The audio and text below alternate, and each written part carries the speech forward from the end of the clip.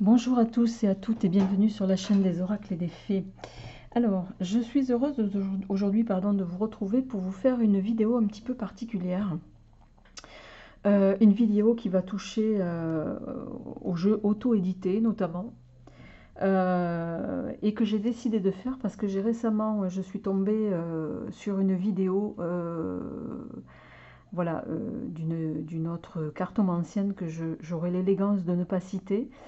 Et par bienveillance aussi, voilà, pour la personne qu'elle cite, et je dirais qu'elle décrédibilise à l'intérieur de cette vidéo.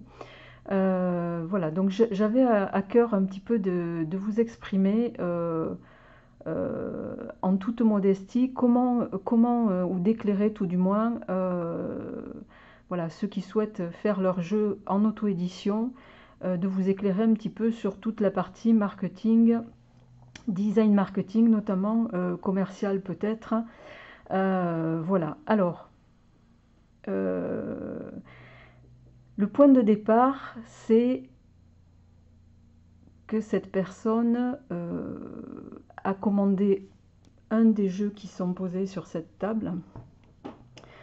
Et comme je connais l'auteur en question, je décide de, voilà, par bienveillance, parce que je suis même certaine qu'elle n'a pas vu la vidéo, parce que je pense que ça l'aurait énormément blessée de voir ça. Et que je la connais parce que c'est quelqu'un que voilà, que j'apprécie et voilà, dont j'apprécie le travail. Bref, je ne vais pas m'étaler là-dessus. Donc, la cartomancienne qui a sa propre chaîne a commandé son jeu. C'est un jeu qui est donc auto-édité en petite quantité. Il faut savoir que quand vous faites de l'auto-édition, en auto-édition, c'est souvent, sauf des cas très exceptionnels ou des auto-éditeurs, il peut y en avoir qui sont des auto-éditeurs un petit peu renommés, reconnus, voilà, et qui produisent à grande échelle, donc qui, vous l'imaginez, ont des budgets qui sont différents d'un petit auto-éditeur qui va démarrer son jeu. Voilà, l'impact ne sera pas le même au niveau de la création du jeu en question. Alors, je m'explique. Donc la personne a commandé le jeu, elle l'a reçu, et quand elle l'a reçu, elle a été extrêmement déçue de la qualité de la boîte, notamment de la qualité des cartes, de ne pas avoir eu un emballage fait avec soin, etc. etc. Comment je vais l'exprimer simplement, parce que j'ai tendance à être un petit peu complexe. Donc je vais essayer d'être synthétique, concise et voilà, de faire en sorte d'aller à l'essentiel. J'ai envie de dire, effectivement, vous imaginez bien quand même au départ qu'il y a une question de coût. Quand vous êtes un éditeur, je vais en prendre un ici en exemple, tel que, ne pas les citer, Trajectoire, d'accord, ou pour citer un autre éditeur ici, fait en Chine, hein, on le voit, c'est marqué là, d'accord. Donc celui-ci, il est édité par les Américains. Voilà, par exemple, voilà, là vous avez des éditeurs, tiens, encore en voilà un petit auto-édité. Vous voyez ça, tout ce que je vous montre là, en fait, notamment ici, la plupart des boîtes cloches, mais je vais y revenir tout à l'heure, ne sont pas faites en France. Pour la simple et bonne raison que les boîtes cloches en France, ça n'est pas fabriqué. Et je peux vous dire que moi, qui produis mes jeux et qui les crée, j'ai fait un certain nombre d'imprimeurs ici, pour vous dire que la plupart, ils vont vous dire oui, on va vous les faire, mais ils vont vous les sous-traiter, ils les sous-traitent à nos amis chinois. Donc, c'est pas qu'on n'a pas envie de faire de la qualité, c'est que tout simplement, alors pour une question de politique, je dirais éditoriale, moi, pour ma part, par exemple, je prends moi un exemple puisque vous le savez, je produis mes propres jeux. J'ai décidé, malheureusement quelque part aussi, parce que j'aimerais bien faire des boîtes cloches, mais je n'ai pas un imprimeur qui puisse me les faire en France, uniquement en France, autrement que sans les faire sous-traiter en Chine. Et bien, je préfère pour le moment me passer de faire des boîtes cloches. À mon grand regret, parce que c'est vrai que c'est plus qualitatif, c'est plus solide aussi, etc. Pourquoi j'en arrive à parler de ça? Parce qu'il faut vous dire que il faut se poser la question quand vous décidez d'acheter un jeu ou de l'éditer. Vous imaginez, enfin j'imagine que quand même vous connaissez un petit peu la personne parce que vous suivez sa chaîne, parce que vous la suivez peut-être sur les réseaux, vous connaissez peut-être un petit peu l'historique créatif de la personne qui crée ces jeux. Et quand bien même vous ne le connaîtriez pas, ce que je veux dire, c'est que pour créer un jeu, donc initialement, il vous faudra un budget plus ou moins considérable. La plupart des imprimeurs vous imposeront une quantité minimale à commander. Alors certains accepteront de fabriquer une cinquantaine de jeux, voire à minima, de vous faire un prototype idéalement. Il faut savoir que la plupart des grands éditeurs bon, ne le font pas toujours et n'acceptent pas toujours de le faire à des gens qui s'auto-éditent ou qui n'ont pas pignon sur rue. Ça, il faut le savoir. Il faut savoir également que quand vous voulez faire un prototype de jeu, et moi j'en fais systématiquement à chaque sortie de mes créations, j'en ai un exemplaire ici. Là, c'est également un prototype en grammage sur l'oracle de la cartomancienne qui est ici. Ça, c'est un prototype avec du 300 grammes. Bon, mais vous voyez, la souplesse ne me convenait pas. Je suis restée sur en 250 grammes, pardon, je suis restée sur le grammage classique. Voilà. Mais les prototypes, les amis, ne sont pas gratuits. Tout a un coût. Tout a un coût, y compris la fabrication de la boîte. Alors on a des boîtes qui sont parfois effectivement qui sont un peu qui subissent l'effet de la manipulation, j'ai envie de dire, et l'effet du temps. Alors voilà, certaines résistent mieux que d'autres. Bon, mais là aussi c'est une question de grammage, et qui dit grammage dit aussi une question de coût. Il faut savoir que pour faire, vous avez parfois des jeux, moi j'ai commandé des jeux qui sont très bien, hein, je ne remets pas du tout en cause la qualité des jeux, mais qui me sont arrivés comme ça, de cette façon. Bon, mais c'est un choix de l'éditrice en question.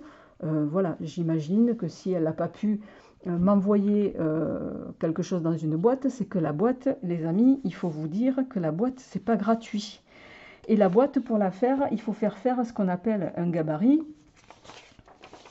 Je vais vous montrer un exemple pour celui-ci. Voilà, un gabarit de boîte, c'est ça. Voilà, là vous avez un gabarit de boîte, d'accord? Le gabarit de boîte, c'est pas vous qui allez... Alors, bien sûr, on peut le faire, hein, il n'y a pas de problème. Vous pouvez compter votre nombre de cartes dans le jeu, prendre votre règle, calculer l'épaisseur ici, la hauteur, la largeur, etc. Et voilà, vous faire votre propre petit dessin. Sauf que si vous voulez le faire designer, il faudra l'envoyer à un illustrateur qui va vous le designer, à moins que vous soyez voilà, quelqu'un de féru sous Adobe ou autre logiciel d'illustration pour pouvoir le faire vous-même. Ce qui n'est pas la majorité des gens, évidemment, qui, comme moi, font appel et collaborent avec une illustratrice depuis le début. Alors, pour en revenir à la maquette de la boîte, c'est ce qu'on appelle un gabarit. Le gabarit, c'est l'imprimeur qui vous le fait passer. L'imprimeur, il va vous faire passer un gabarit en fonction, vous voyez, c'est indiqué ici, du nombre de cartes que vous avez dans le jeu. Ça, c'était l'un des tout premiers, voilà, qui a été modifié entre-temps. Le gabarit, il n'est pas gratuit. L'imprimeur, il vous fait un gabarit, il va vous envoyer la maquette, à la condition, bien sûr, que vous ayez initialement signé un devis, d'accord? Et un gabarit de boîte de jeu, ça se facture entre, allez, je vais prendre une fourchette un peu large, entre 200 et 350 € pour un jeu voilà, qui peut être de cet ordre-là ou de cet ordre-là, d'accord? Voilà, donc en fonction du nombre de cartes, mais ce n'est pas l'illustrateur qui va vous faire le gabarit, ça sûrement pas. Donc évidemment, le gabarit du jeu, de la boîte, vous allez le payer une fois. pas à chaque fabrication de jeu. Donc il vous est facturé sur le devis initial. Pour ceux qui veulent faire des gabarits évidemment et des boîtes. Donc c'est ce même gabarit qui vous servira à faire toutes vos boîtes après par la suite, à les designer et les faire redesigner à convenance. Mais voilà, c'était de dire que la qualité d'une boîte, eh ben, elle dépend voilà, tout simplement du budget que la personne va avoir, du budget qu'elle a pu allouer voilà, au développement de son jeu. Et on n'a pas tous le même budget. Voilà, donc il y a des gens qui ont un budget conséquent, il y en a qui se démarquent parce qu'ils le peuvent, voilà, comme Katia qui a fait, et elle ne l'a pas fait au départ, mais elle l'a fait par la suite, elle a fait des boîtes en métal, et je crois que même Célia l'a fait également, avec un embossage, mais ça a encore un coût considérable. Alors je ne vous dis pas que, bien sûr c'est très joli, mais je mentirais. Si vous voulez connaître le prix de ça, je ne le connais pas exactement, mais j'ai une petite idée de ce que ça coûte. Je peux vous garantir que voilà, c'est un coût non négligeable quand on est une petite auto-entreprise. Des auto-éditeurs, on en a d'autres. Hein. On a, qu'on ne présente plus, Irène, avec le Line of Love. On a l'Oracle de Val, qui est un jeu auto-édité. Voilà, et là on a, bon, et moi, voilà, ça fait partie des choses qu'on découvre aussi quand on fait de l'auto-édition. Bon, moi je ménage pas les boîtes, preuve en est, c'est que celle-ci, bon, elle a pas mal vécu, mais voilà, j'ai envie de dire, jamais il me viendra l'idée de décrédibiliser un jeu quand j'en fais la présentation. Le but de présenter un jeu, c'est de le valoriser, pas de le décrédibiliser. Donc moi, je suis, pour en revenir à l'essentiel, j'ai été un petit peu estomaquée de ce que j'ai pu voir, voilà, à travers la chaîne de cette consoeur. Vous allez bien évidemment trouver des oracles comme celui de Laura, qui est très bien aussi, très qualitatif, boîte cloche. Mais bon, voilà, la boîte cloche, malheureusement, en fabrication en France, c'est extrêmement difficile à trouver. J'entends en fabrication 100% made in France. Ici, qu'on ne présente plus non plus, vous voyez, d'autres jeux auto-édités, on ne les présente pas. Amethyst Love, Oracle Indigo, de Michel-Ange. Voilà, c'est aussi des boîtes classiques. L'Oracle de Sceaux, c'est la même chose. Donc ce que j'essaie de vous dire, les amis, c'est que oui, vous pouvez recevoir des cartomanciennes qui s'auto-éditent, voilà, et qui vous envoient leurs jeux sans avoir pris la peine de, selon vos critères à vous, faire quelque chose de qualitatif. J'ai envie de vous dire, voilà, accordez-leur bon, le bénéfice du démarrage et puis posez-vous la question de peut-être qu'il y a bien évidemment une notion de coût derrière tout ça. Donc la bienveillance, ce serait de ne pas décrédibiliser. Quand vous faites une présentation de jeu, si c'est pour décrédibiliser les jeux que vous allez présenter, j'ai envie de vous dire, ne les présentez pas, ça n'a aucun intérêt. Voilà.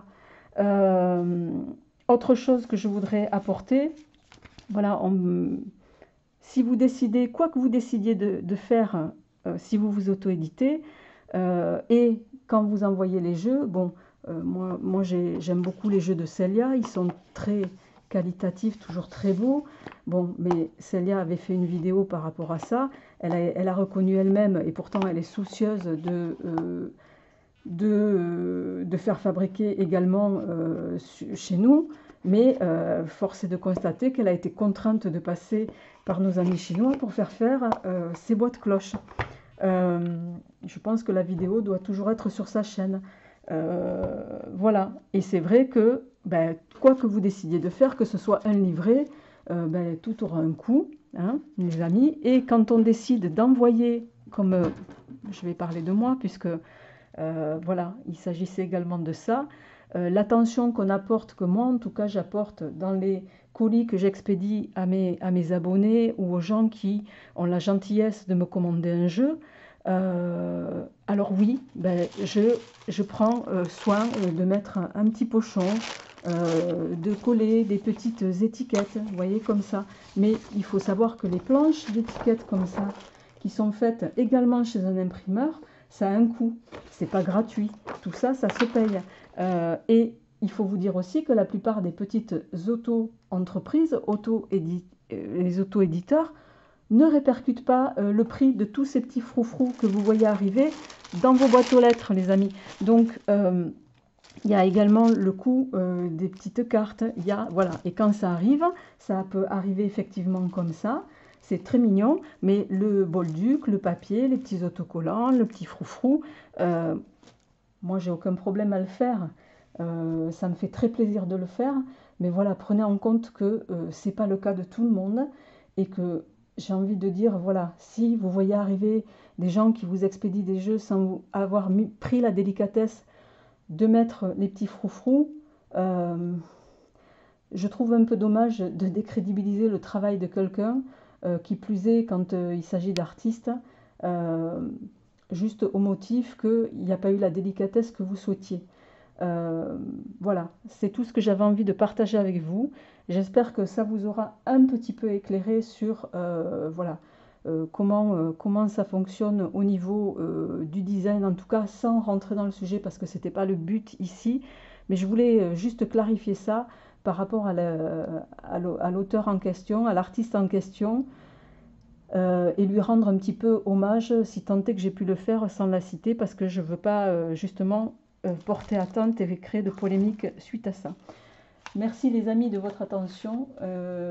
Voilà, merci du temps que vous avez pris. J'espère en tout cas voilà, que ça vous aura un petit peu éclairé et je me ferai un plaisir de répondre à ceux qui veulent des renseignements complémentaires sur tout ça. Portez-vous bien et à très bientôt.